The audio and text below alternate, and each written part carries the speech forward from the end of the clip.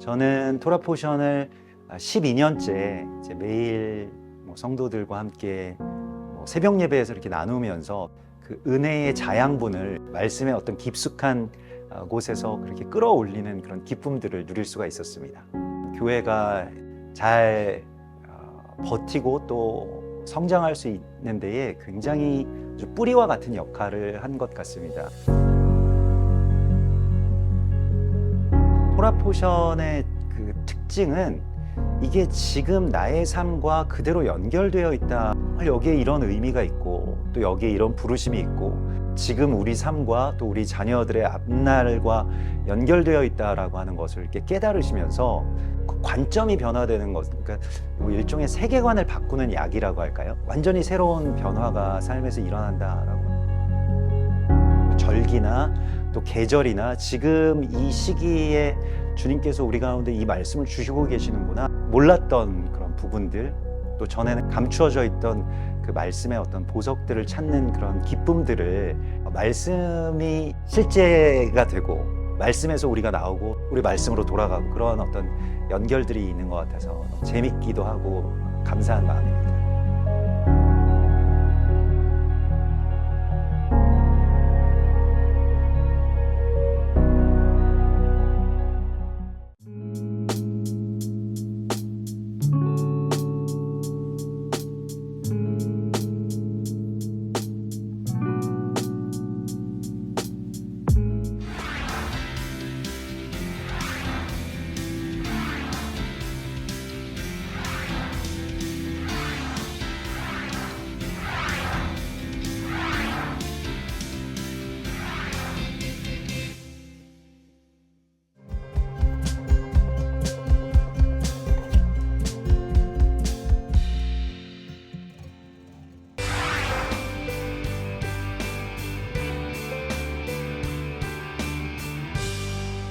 예표로 보는 요셉의 생애 우리 계속 공부하겠습니다.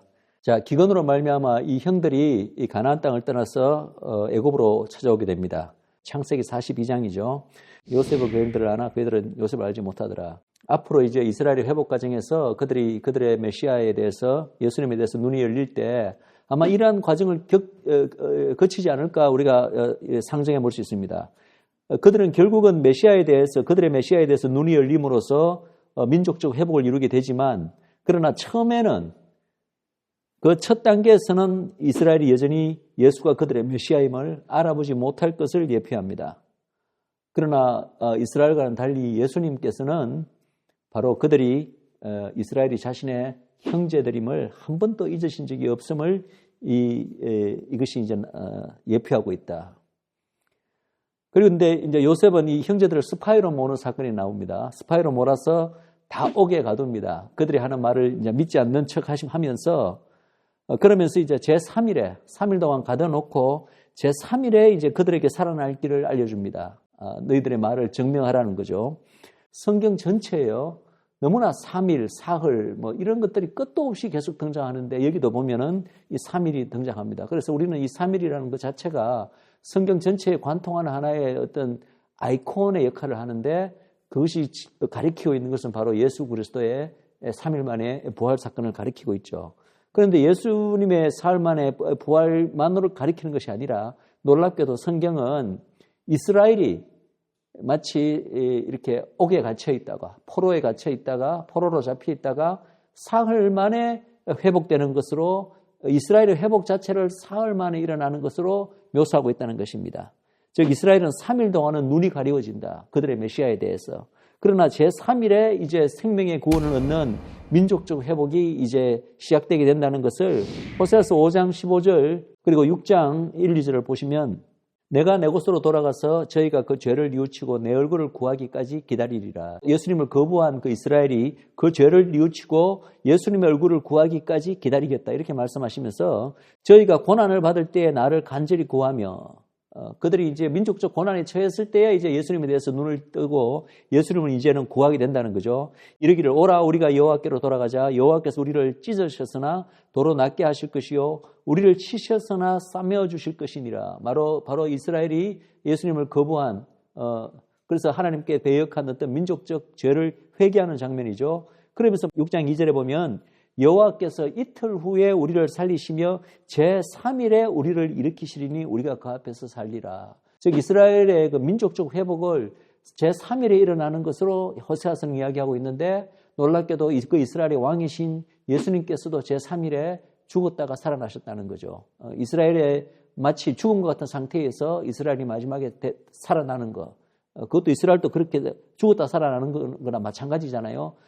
똑같이 사흘 만에 이루어진다는 것 자체가 우연이 아니고 영적인 상관관계가 있다는 것을 알 수가 있습니다. 처음에 형들이 왔을 때는 베냐민을 워낙 야곱이 베냐민을 사랑하기 때문에 요셉도 죽었는데 베냐민까지 데려가면 안 된다 해서 야곱이 사랑하는 아들 베냐민은 아버지 옆에 남겨두고 왔잖아요. 근데 베냐민이 얘기를 하니까 너희들의 말이 사실임을 증명하기 위해서 베냐민을 나에게 데려오라라고 요셉이 그렇게 요구를 하죠. 그런데 인질로서 누구를 잡아놓느냐 하면은 시몬을 잡아놓고 묶어놓습니다. 근데 이 시몬이 형들이 돌아오기까지 묶이는 사건도 우리가 약간은 좀 영적으로 보면은 이런 뜻이 있을 수 있지 않을까 우리가 생각해 볼 수 있는 것이요. 시몬이라는 그 히브리 말의 뜻은 듣는다는 뜻입니다. 시몬이 묶인다는 말은 듣는 것이 묶이는 거예요. 언제까지? 베냐민을 데리고 올 때까지. 베냐민이 돌아올 때까지는 요셉에게 돌아올 때까지는 바로 시몬이 묶인다. 이것을 영적으로 해석하면 이스라엘이 듣는 것이 뭔가 묶인다는 뜻으로 해석할 수 있지 않을까요? 제가 결론적으로 미리 당겨서 말씀을 드리면 베냐민은 바로 이스라엘의 남은 자, 참 이스라엘을 상징합니다. 이스라엘의 남은 자가 바로 예수님 앞에 돌아올 때까지, 그때까지는 이스라엘 사람들의 영적인 귀가 막히게 됨을 예표하는 것이 아닐까라고 생각해 볼 수 있습니다. 형제 시몬을 남겨두고 이제 스파이로 몰려서 지금 이제 그들의 결백을 정병하기 위해서 돌아가야 되는 상황이 이러니까 그들이 서로 말하되 21절이죠. 우리가 아우의 일로 범죄하였도다. 그가 우리에게 애걸할 때 그 마음의 괴로움을 보고도 듣지 아니하였으므로 이 괴로움이 우리에게 임하도다. 그의 핏값을 내게 되었도다. 이렇게 형제들이 이런 고백을 하는 걸 듣고 요셉이 옆방으로 들어가서 막 통곡을 합니다. 울음을 터뜨립니다. 바로 자기 이야기를 하고 있는 거잖아요. 이들의 어떤 이러한 고백은 바로 이스라엘이 예수님을 결국은 거부한 나머지 십자가에 이렇게 돌아가시게 만든 그런 어떤 죄에 대해서 그들이 처한 어떤 기막힌 고난의 상황에서 회개의 고백으로 볼 수 있는 그런 것을 예표하는 고백이 되는 거죠. 근데 거기에 대한 이 요셉의 반응을 보면요. 우리가 또 뭐를 유추할 수 있습니까? 바로 요셉이 그들의 고백을 듣고 막 옆방에 가서 울음을 터뜨리는 이러한 어떤 반응이 어쩌면 예수님이 이스라엘이 마침내 그들이 예수님을 거부한 그 죄를 회개하고 이렇게 했을 때 예수님이 그들에게 보일 반응이라고 볼 수가 있다는 거죠. 예수님의 마음은, 형제들에게 대한 마음은 어떤 그런 원한의 마음, 미움의 마음이 아니라 오히려 그들의 회개를 기다리고 계시고 그들이 회개했을 때는 울음을 터뜨리는 그런 마음이라는 거죠. 이미 예수님께서 십자가에 돌아가시기 전에 이미 그 마음을 이렇게 표현하셨습니다.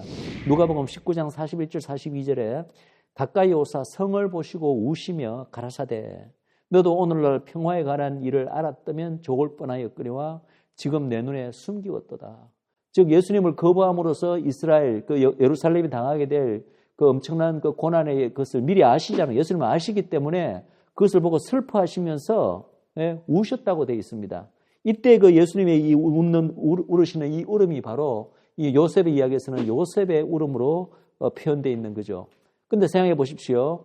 지금 예수님의 그 누가복음의 말씀에도 보면은 평화를 알지 못했다라는 것이 예수님을 거부했다는 사건이잖아요. 그런데 그것이 지금 내 눈에 숨기웠다다 이렇게 되어 있습니다.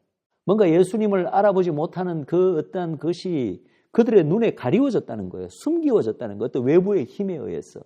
이 이스라엘의 눈과 귀가 막히게 된 데는 하나님의 섭리적인 인류 구원을 위한, 특별히 이방 구원을 위한 어떤 섭리적 역사가 있었다는 부분을 우리가 이미 공부한 적이 있습니다. 그렇기 때문에 여기서도 지금 내 눈에 그 예수님의 참된 그들의 메시아임이 그 당시 초림 때는 그들의 눈에 숨기워졌다 이렇게 표현하고 있잖아요. 재밌는 것은 요셉이 바로 막 이렇게 울었잖아요. 그러면은 바로 내가 바로 요셉이다 하고 형제들에게 바로 그의 참된 어떤 그 정체를 드러내고 서로 바로 화해하면 좋을 텐데 그렇게 하지 않습니다. 틀림없이 이 형제들이 자기에 대해서 거짓말하지 않는다는 것을 분명히 알면서도 불구하고 그들의 말을 증명하라고 아버지에게로 가서 베냐민을 데리고 오라라고 요구를 합니다. 거기에는 분명한 어떤 이유가 있습니다. 친하오기 때문에 꼭 베냐민을 보고 싶어서 데려오라 이런 차원이 아닙니다. 거기에는 우리가 예표적으로 볼 때 영적인 의미가 있습니다. 그리고 그런 의미도 있지만 또 이 형제들이 비록 약간 회개하는 모습을 취하긴 취했지만 형제들이 정말 자기를 팔았을 때, 애굽에 팔았을 때 그 어떤 그런 악한 모습에서 정말 이들이 회개하고 있는가? 정말 형제들이 바뀌었는가?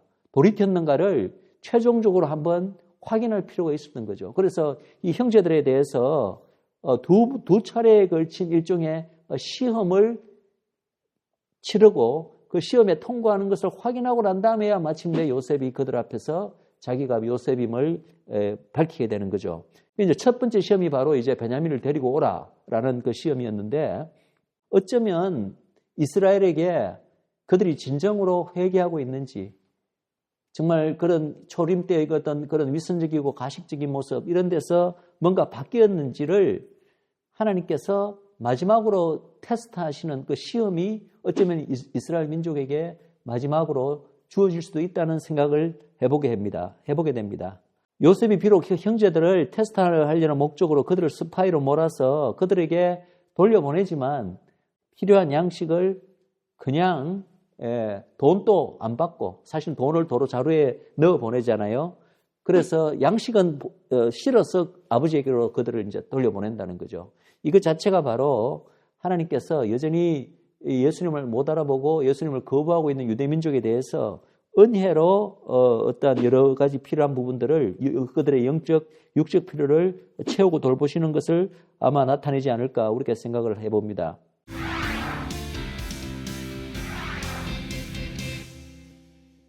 베냐민을 데리고 오는 과정에서도 많은 우여곡절이 있었습니다. 첫째 야곱이 절대 베냐민을 못 데려가게 하는데 거기서 이제 이 형제들이 특별히 유다가 나서서 베냐민을 다시 아버지께로 내가 데려오지 않으면은 차라리 나와 나의 식솔들이 그 대신에 죽겠습니다. 이런 식으로 이제 야곱을 설득을 하고 베냐민에 대한 그런 간곡한 그런 이제 형제적인 어떤 그런 우위를 나타내므로 말미암아 마침내 야곱이 허락을 하죠. 허락을 해서 베냐민을 데리고 와서 이제 라헬에게서 난 이 두 친형제가 수십 년 만에 이제 만나게 된다는 것입니다.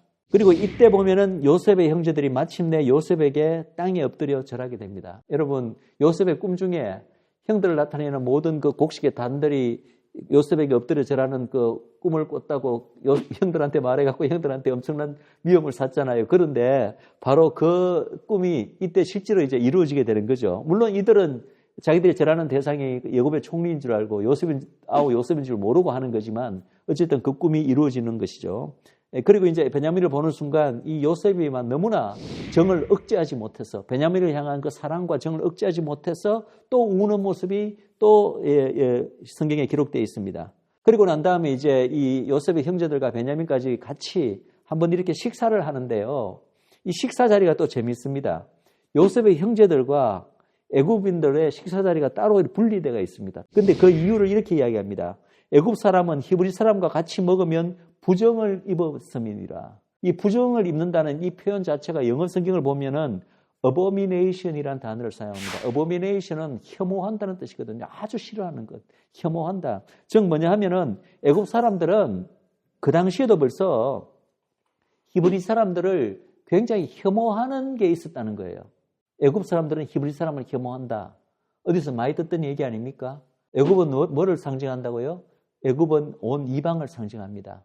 이방이 벌써 이 당시에도 벌써 이 히브리 사람들을 경원시하고 식사 자리도 따로따로 이렇게 놓고 그들을 혐오한다는 거죠.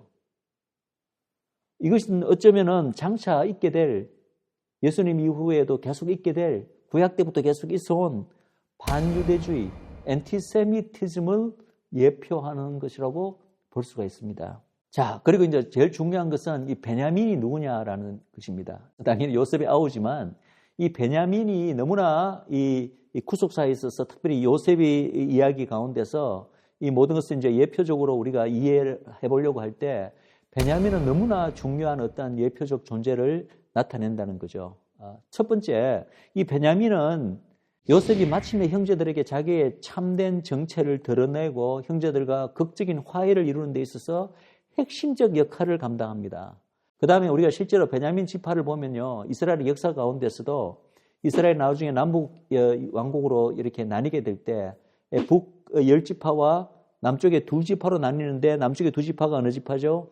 바로 유다 지파와 베냐민 지파죠. 그래서 베냐민 지파는 특별히 유다 지파와 가깝고 유다 지파에서 메시아가 나오잖아요. 그래서 이 베냐민 지파는 메시아와 아주 특별한 관계에 있습니다. 만약에 베냐민이 어떤 존재를 상징한다면, 예표한다면 이런 존재겠네라는 것을 여러분들 스스로 한번 맞추어 보시기 바랍니다.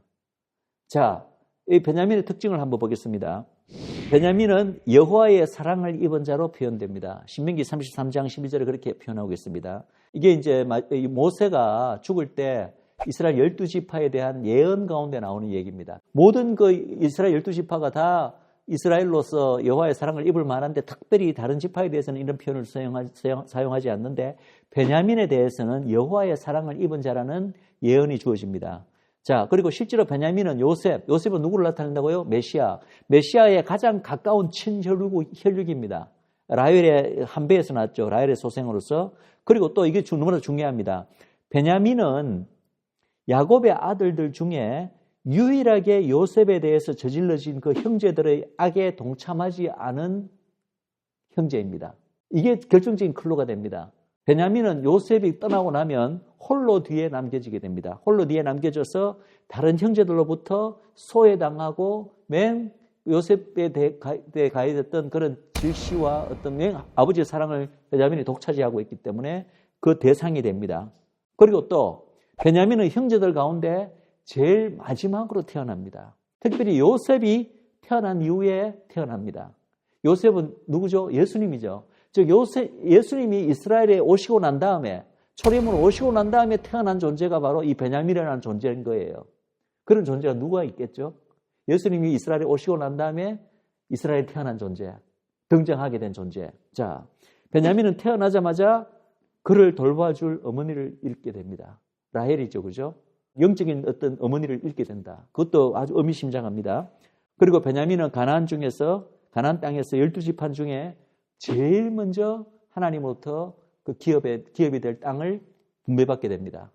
이 모든 것들이 가리키는 것은 바로 이 베냐민은 그냥 한 존재, 의심의 여지가 없이 한 존재를 가리킵니다. 베냐민은 이스라엘 가운데서 참 이스라엘이자 이스라엘의 남은 자들, 특별히 예수님 이후에 예수님을 따르는 메시아닉 유대인들을 예표합니다. 그러니까 이 요셉의 이야기에서 베냐민이 얼마나 중요한 역할을 하는지, 왜 베냐민을 데리고 온 다음에야 요셉이 그 나머지 자기를 배반했던 형제들에게 자기의 참된 정체를 드러내는가를 우리가 이제는 베냐민이 어떤 역할을 하고 어떤 의미를 가지는가를 우리가 알고 보면은 그것이 이제는 이해가 된다는 거죠. 그래서 여기 보시면은 요셉이 그 형제들에게 애초에 그 베냐민을 데려오라고 형제들을 보낼 때 형제들에게 일종의 이런 협박을 가합니다. 만약 너희들이 베냐민을 데리고 오지 못한다면 다시는 나의 얼굴을 보지 못하리라. 형제들은 예수님을 거부했던 바로 이스라엘을 예표하는 거잖아요. 하나님께서는 결국 그들의 죄를 용서해 주고 그들과 예수님이 화해를 이루기를 원하시는 게 하나님의 뜻인데, 그런데 거기에 조건이 있다는 거예요. 조건이 뭐냐면 베냐민을 내에게 데리고 와야 된다. 즉 이스라엘의 남은 자의 존재가 있어야지 그것이 보장이 되고 그들의 존재로 말미암아 바로 이스라엘의 남은 자의 존재로 말미암아 이스라엘 민족, 예수님을 거부했던 이스라엘 민족과 예수님과의 화해가 담보가 된다는 거예요. 이스라엘의 남은 자의 존재가 언약의 어떤 틀에서 가지는 의미가 뭐였습니까? 예수님을 거부하고 있는 이스라엘의 민족과 하나님이 여전히, 하나님은 그 민족을 언약 백성이라 부르고 있는데 언약 관계를 계속 이어나가는 하나의 그 통로, 키 역할을 하는 존재가 뭐였다고요? 그게 이스라엘의 남은 자였다고 이야기했잖아요. 그래서 로마서 11장에서도 사도 바울이 하나님께서 이스라엘 백성을 버리지 않은 증거가, 그들과 여전히 언약 관계를 이어가고 있는 증거가 뭐라고 이야기했습니까? 바로 나를 보라. 그리고 엘리야의 그때 시대 엘리야를 이야기하면서 7,000명의 남은 자가 있지 않느냐. 즉 이스라엘의 남은 자의 존재가 하나님과 이스라엘 민족과의 그 언약의 유효성, 그것이 여전히 유효하다는 것을 담보하는 데 있어서 굉장히 키 역할을 한다는 거예요. 그리고 그 유일성이 담보되기 때문에 결국은 마지막에 이스라엘 민족이 회복을 죄사함을 얻고 민족적인 죄사함을 얻고 회복되는 거거든요. 거기에 있어서 이스라엘의 남은 자의 존재는 너무너무나 중요한 핵심적인 역할을 한다. 그것이 바로 요셉의 이야기에서 바로 베냐민으로 나타나고 있다는 거죠. 44장 30절, 31절에도 비슷한 맥락으로 이런 놀라운 이야기가 나옵니다. 베냐민의 생명과 야곱의 생명은 서로 결탁되어 있다. 베냐민이 죽으면 나도 따라 죽겠다. 이런 지금 얘기를 야곱이 하고 있는 거거든요. 그런데 그것을 우리 영적으로 보면은 이게 또 놀라운 진리를 가르쳐 줍니다. 베냐민이 없으면 야곱이 죽는다는 얘기거든요. 야곱은 이스라엘 민족 전체를 예표한다고 제가 이미 말씀드렸잖아요. 베냐민의 생명과 이스라엘 민족의 궁극적인 회복에 그게 되살아나는 거 생명 아닙니까? 그것은 뗄래야 뗄 수 없이 서로 간의 인과관계로 결탁되어 있다는 거예요.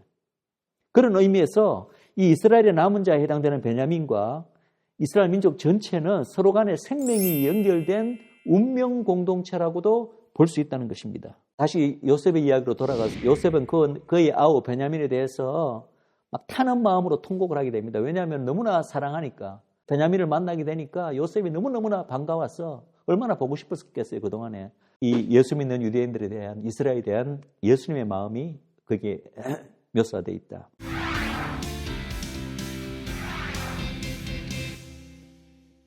그리고 베냐민에게 이제 식사하는 광경인데요. 그 식사하는 광경에도 재밌는 광경이 하나 있습니다. 요셉이요, 똑같이 음식을 안 나눠주고 베냐민에게는 5배의 음식을 나눠주고 또 옷을 주는 장면이 나옵니다. 아주 편애하는 장면이죠. 그런데 이것조차도 예수님의 바로 그분을 따르는 메시아닉 형제들에 대한 애타는 사랑을 예표한다고 할 수가 있습니다. 예, 그리고 이제 이 형제들에 대한 마지막 어떤 시험이 바로 이제 이들을 일단은 이제 스파이가 아니라는 것은 증명되었잖아요. 베냐민을 데리고 옴으로써. 그래서 이제 결국은 돌려보내는데 돌려보낼 때 일부러 요셉의 은잔을 고의적으로 베냐민의 자루에 숨겨놓고 이들 전체를 도둑으로 몰아서 도로 잡아오는 그런 이제 사건이 있습니다. 근데 이것조차도 우리가 이제 요셉이 예수님을 예표하기 때문에 요셉의 은잔은 바로 예수님의 잔, 바로 구원의 잔을 예표하는 것이고 예수님의 구원을 의미하는 이 은잔이 베냐민의 자루에 들어있다는 것 자체도 굉장히 우리가 예표적인 의미로 볼 수가 있습니다. 그리고 바로 그 사실 자체가 예수님의 은잔이 구원의 잔이 베냐민에게 가 있다는 것 자체가 결국은 이 사건의 계기가 되어서 나머지 형제들과 이 요셉의 화해하게 되잖아요. 즉 이스라엘과 예수의 화해에 있어서 이 베냐민의 존재, 베냐민에게 예수님의 구원의 잔이 가 있다는 그 자체가 굉장히 중요한 계기가 되고 역할을 감당한다는 것을 우리가 또 볼 수가 있습니다. 그리고 여기서 우리가 잠깐 또 살펴보기를 원하는 것은 바로 베냐민과 유다와의 관계입니다. 유다와 베냐민이 일단 아까 제가 나중에 남북 왕조로 이스라엘이 갈릴 때 실제로 유다 지파 바로 옆에서 그죠? 남왕국의 이 베냐민 지파가 바로 옆에 이렇게 끝까지 유다에 대한 어떤 우정과 신의를 지키는 그런 그 지파로 남아있다는 것을 우리가 보았는데요.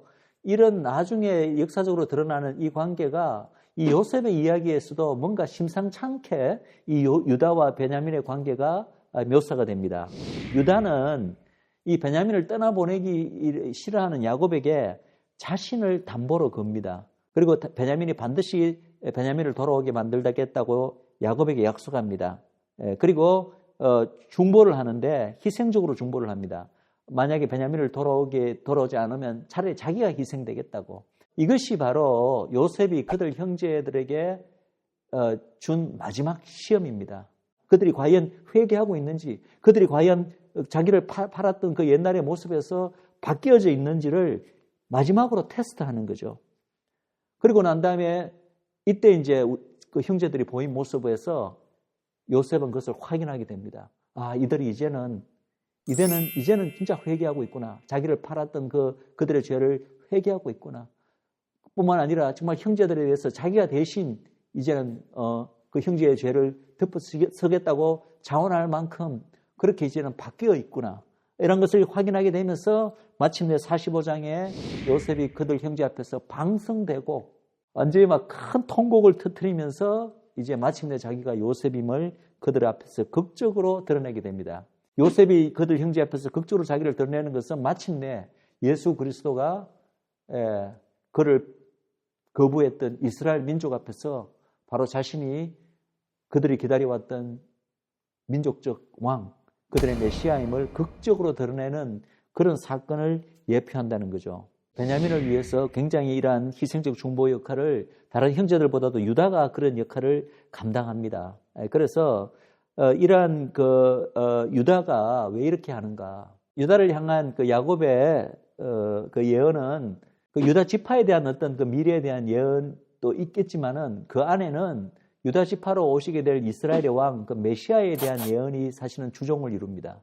그래서 주를 이룹니다. 그래서 여기서 유다가 이 베냐민을 위해서 이렇게 희생적 중보를 하게 되는 것은 사실은 유다 지파가 뭐 그렇게 한다기보다도 바로 유다 지파에서 장차 오시게 될 이스라엘의 왕, 그 메시아가 바로 그분을 따르는 이 베냐민, 메시아는 유대인들에 대한 그 어떤 희생적인 사랑의 중보를 예표한다고도 우리가 볼 수가 있다는 것입니다. 자, 그래서 이제 마지막으로 제일 중요한 그 극적인 장면이 바로 요셉이 방성되고 가면서 형제들에게 마침내 자신을 드러내는 장면인데, 이 이야기야말로 예수 그리스도와 이스라엘 민족이 마침내 극적인 재회를 이루고 극적인 화해를 이루는 그 마지막 날에, 그날의 어떤 장면을 우리가 예표한다고 볼 수가 있습니다.